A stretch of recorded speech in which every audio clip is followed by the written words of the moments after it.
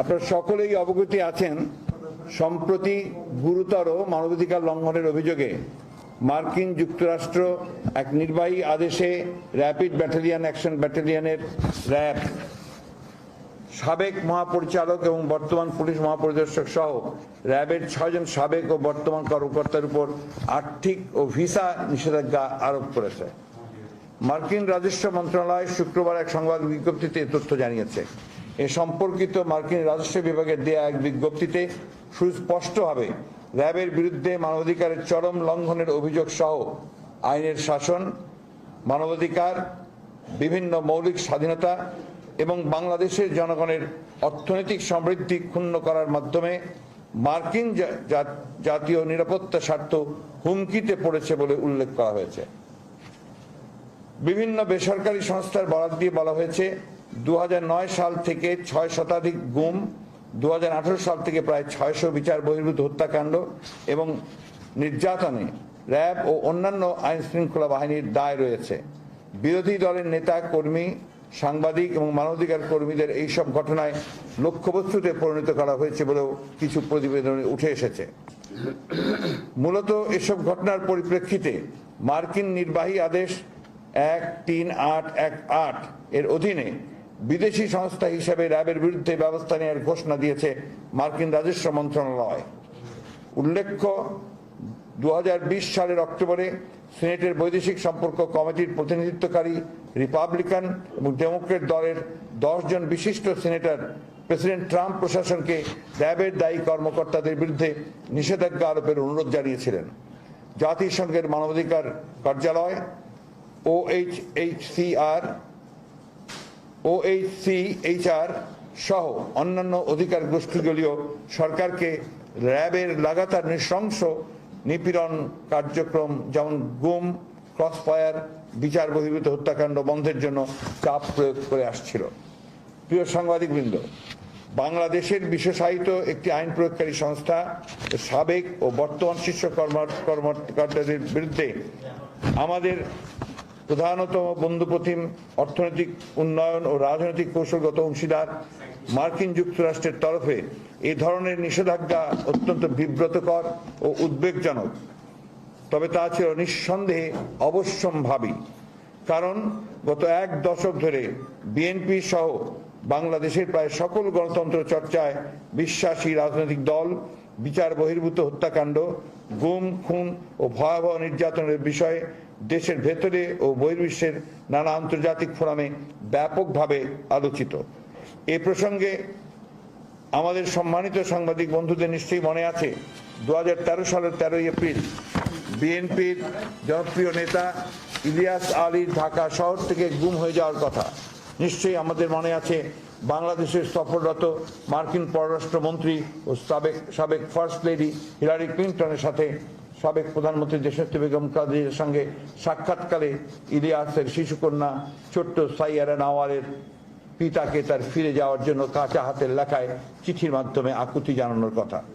নিশ্চয়ই মনে আছে বিএনপির জাতীয় স্থায়ী কমিটির অন্যতম সদস্য সালাউদ্দিন আহমেদের হারিয়ে গিয়ে পরবর্তীতে ভারতের মেঘালয়ে পথে পথে হেঁটে বেড়ানোর সংবাদ প্রকাশের কথা। আমরা নিশ্চয়ই বিস্তৃত হয়ে যায়নি ফটো সাংবাদিক শফিকুল ইসলাম কাজলের কথা। 53 দিন নিখোঁজ থাকার পরে কাজলকে গত বছরের 3 মে ভারতের সীমান্তবর্তী বেনাপোলে খুঁজে পাওয়া যায়। আমাদের সকলের কানে এখনো বাজে 2018 সালের মে মাসে কক্সবাজারের টেকনাফে পৌর কাউন্সিলর ইকরামুল হকের বেঁচে থাকার তীব্র আকুতির কথা। কক্সবাজারের পুলিশ কর্মকর্তার হাতে অবসরপ্রাপ্ত সেনা কর্মকর্তা সিনহাকে সরাসরি গুলি করে হত্যা করার কথা। আমরা ভুলিনি এই ধরনের অনেক হত্যাকাণ্ড সংঘটিত হয়েছে র্যাব এবং আইন শৃঙ্খলা বাহিনীর দ্বারা।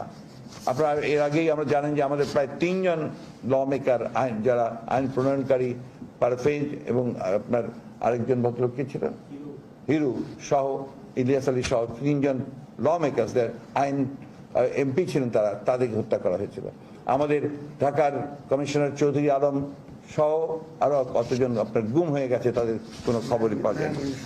নারায়ণগঞ্জে 7 খুন হয়েছে, এগুলো আপনারা সবাই জানেন। প্রিয় সাংবাদিক বন্ধুগণ, এই নিষেধাজ্ঞার ফলে একটি পরাশক্তি রাষ্ট্র কর্তৃক বড় ধরনের মানবাধিকার লঙ্ঘনকারী হিসেবে চিহ্নিত হওয়ায় ভবিষ্যতে জাতিসংঘের শান্তি মিশনে মোতায়েনও প্রভাবিত হতে পারে। এর ফলে আমাদের প্রতিরক্ষা বাহিনী ও আইন শৃঙ্খলা বাহিনীর উপরে নেতিবাচক প্রভাব পড়তে পারে। প্রিয় সাংবাদিক ভাই ও বোনেরা, সাম্প্রতিক বছরগুলোতে গণমাধ্যমে প্রতিনিয়তই পুলিশ বা র্যাব সদস্যদের সঙ্গে গ্রেফতার বা পলাতক ব্যক্তিদের বন্দুকযুদ্ধের সংবাদ প্রচারিত হয়। এমনকি মার্কিন সরকারের নিষেধাজ্ঞার ফলে সমগ্র জনগণের মাথা যখন বিশ্ববাসীর কাছে হেট হয়ে আছে, সেই মুহূর্তে দেশের দক্ষিণ পশ্চিমাঞ্চলের জেলা সাতক্ষীরায় এক বৃদ্ধকে আটকের কয়েক ঘন্টার মধ্যেই পুলিশি হেফাজতে তার মৃত্যুর সংবাদ পাওয়া গেছে। যদিও পুলিশ বলছে তিনি লক আপের ভেতরে আত্মহত্যা করেছেন, তবে পরিবারের দাবি তাকে নির্যাতন করে হত্যা করা হয়েছে। এখানে একটা বিষয় উল্লেখ করলে ঘটনার ভয়াবহতা সম্পর্কে অনুধাবন করা যাবে। আন্তর্জাতিক মানবাধিকার সংস্থা হিউম্যান রাইটস ওয়াচ (HRW) বাংলাদেশে সংঘটিত গুমের ঘটনা নিয়ে একটি তদন্ত কার্যক্রম পরিচালনা করে।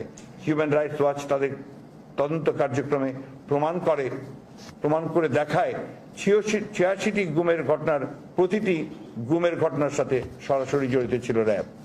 প্রিয় সাংবাদিক ভাই ও বোনেরা, বাংলাদেশের মতো পোশাক সহ অন্যান্য পণ্য, শ্রমশক্তি, নিরাপত্তা সার্ভিস রপ্তানি নির্ভর দেশের জন্য মার্কিন সরকার কর্তৃক দেশের অন্যতম প্রধান আইন শৃঙ্খলা বাহিনীর প্রতি নিষেধাজ্ঞা আরোপ সুদূর প্রসারী প্রভাব রয়েছে।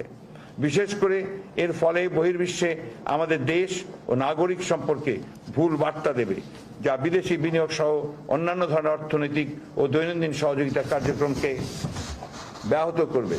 বিশেষ করে জাতিসংঘ, বিশ্বব্যাংক ও IMF সহ নানা আন্তর্জাতিক প্রতিষ্ঠান ও শান্তিপ্রিয় দেশের কাছে বাংলাদেশের ইমেজ ব্যাপকভাবে ক্ষুণ্ণ হবে।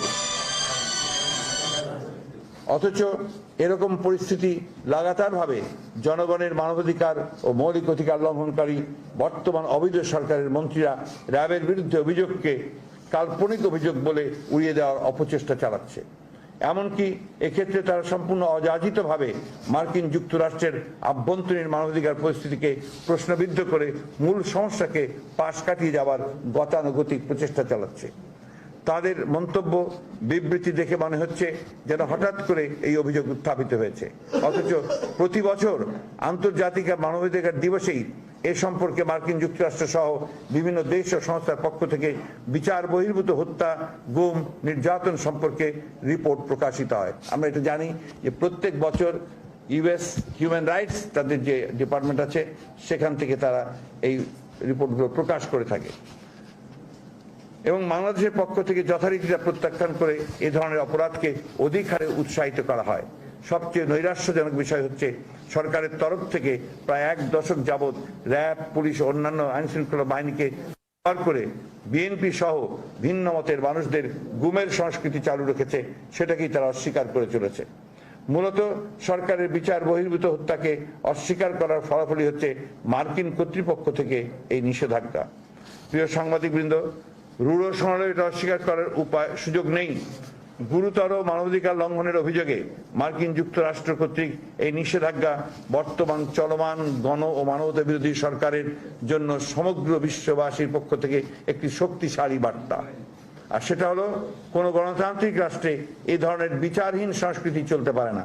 কেবলমাত্র একটি গণতান্ত্রিক কর্তৃত্ববাদী সরকারের শাসনকালেই এই ধরনের মানবাধিকার লঙ্ঘিত হয়। আর বাংলাদেশ বিশ্ববাসীর কাছে বর্তমানে সেরকমই একটি কর্তৃত্ববাদ ও মানবাধিকার লঙ্ঘন ও দুর্নীতি আশ্রয়ী সরকার ব্যবস্থা চালু রয়েছে। বিএনপি মনে করে র্যাবের উপর মার্কিন নিষেধাজ্ঞার সকল দায়িত্ব সরকারকেই নিতে হবে। ক্ষমতাকে চিরস্থায়ী করবার লক্ষ্যে আইন শৃঙ্খলা রক্ষাকারী বাহিনীকে বেআইনিভাবে ব্যবহার করার সকল দায়িত্ব তাদেরই। সাম্প্রতিক সময়ে মার্কিন প্রেসিডেন্ট জো বাইডেন কর্তৃক আয়োজিত সামিট ফর ডেমোক্রেসি বা গণতন্ত্র সম্মেলনে বাংলাদেশকে আমন্ত্রণ না জানানোর মধ্য দিয়ে তা আরও সুস্পষ্ট হয়েছে। প্রিয় সাংবাদিক ভাই ও বোনেরা, বাংলাদেশে চলমান নির্বাচনহীন সংস্কৃতি, দিনের ভোট রাতে লুটের সংস্কৃতি অব্যাহত রাখার জন্য তারা র্যাবকে সহ আইন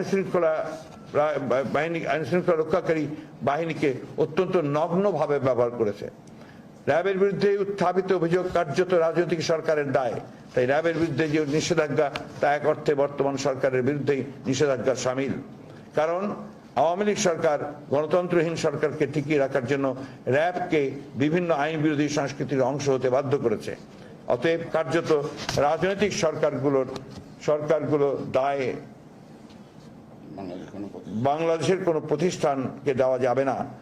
তবে যারা ইতিমধ্যেই সরকারের এই ধরনের অবৈধ ক্ষমতাকে টিকিয়ে রাখার জন্য নিজেদেরকে অংশীদারি পরিণত করে নানা ধরনের বিচার বহির্ভূত সংস্কৃতি চালু রাখতে ভূমিকা রেখেছেন, তাদের বিরুদ্ধে অভিযোগ দায়ের করে বিচারের আওতায় আনতে হবে। সরকারি কর্মকর্তা হিসেবে পুলিশ,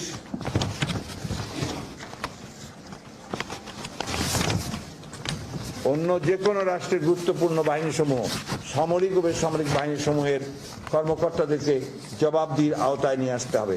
তবে এটা ভুলে গেলে চলবে না, মার্কিন নিষেধাজ্ঞার সম্পূর্ণ দায় আওয়ামী লীগের। সবশেষে বাংলাদেশের সমগ্র মানুষের সামনে এটা একটা জাতীয় সমস্যা, আর জাতীয় সমস্যা জাতীয়ভাবে সবাইকে নিয়েই সমাধান করতে হয়। আর সেটা তখন কেবলই সম্ভব যখন দেশে একটা গণতান্ত্রিক সরকার দ্বারা পরিচালিত হবে।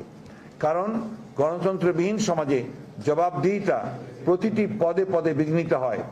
এই মুহূর্তে বাংলাদেশের প্রতিটি ক্ষেত্রে বিদ্যমান। মানবাধিকার ও ব্যক্তিগত নিরাপত্তা কখনোই সুনিশ্চিত থাকে না। বাংলাদেশের 3 বারের প্রধানমন্ত্রী, মাদার অব ডেমোক্রেসি দেশনেত্রী বেগম খালেদা জিয়ার সুচিকিৎসায় বিদেশ প্রেরণে সরকারের প্রতিবন্ধকতার সৃষ্টি তারই সর্বশেষ উদাহরণ। তাই দেশে অবিলম্বে একটি নিরপেক্ষ সরকারের অধীনে নির্বাচনের আয়োজনের পথ পরিষ্কার করে জনগণের ভোটের অধিকার প্রতিষ্ঠার সর্বাত্মক ব্যবস্থা গ্রহণ করে জবাবদিহিমূলক সরকার প্রতিষ্ঠা করে দেশে মানবাধিকার ও বিচার পাওয়ার অধিকার নিশ্চিত করতে হবে। বাংলাদেশের মহান স্বাধীনতার 50 বছর পালনকালে এটাই হতে পারে সমগ্র দেশবাসীর জন্য সর্বোত্তম প্রাপ্তি। আপনাদের সকলকে ধন্যবাদ। জি,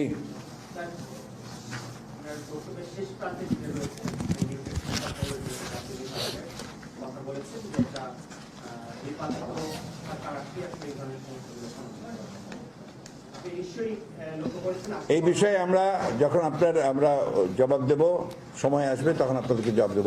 প্লিজ আমি এই বিষয়ের উপরে যে আপনার কোনো প্রশ্ন থাকে সেটা করেন। আমি আপনাকে প্রশ্ন করতে চাচ্ছি যে আমেরিকার যে স্যাংশন দিয়েছে র্যাবের উপরে, এটাকে আগামী নির্বাচনে, জাতীয় নির্বাচন সেখানে কোনো প্রভাব ফেলতে পারে কিনা, কোনো ইঙ্গিত বহন করে? নির্বাচন যদি নিরপেক্ষ সরকারের অধীনে হয়, নিরপেক্ষভাবে হয়, নিঃসন্দেহে সেটা পড়বে।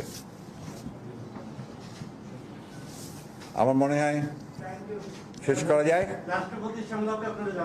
এটা আমরা এখনো বলতে পারি না, এই জন্য যে আমরা কোনো জানি না এটা সম্পর্কে।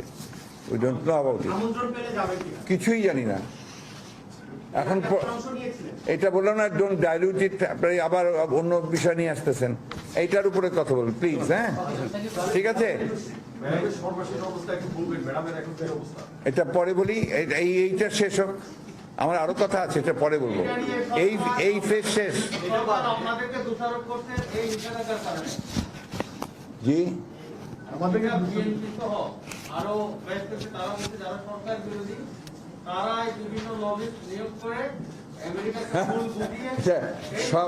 এটা তো খুব স্বাভাবিক। এখন তারা চিহ্নিত হয়ে গেছে, এখন তাদের উপরে যখন আপনার সমস্ত এই বিশাল বিশাল দায় তাদেরকে নিতে হবে, তখন তারা দায় অন্যের ঘাড়ে চাপানোর চেষ্টা করবে। এখানে তো জনগণের বিভ্রান্ত হওয়ার কোনো কারণ নেই।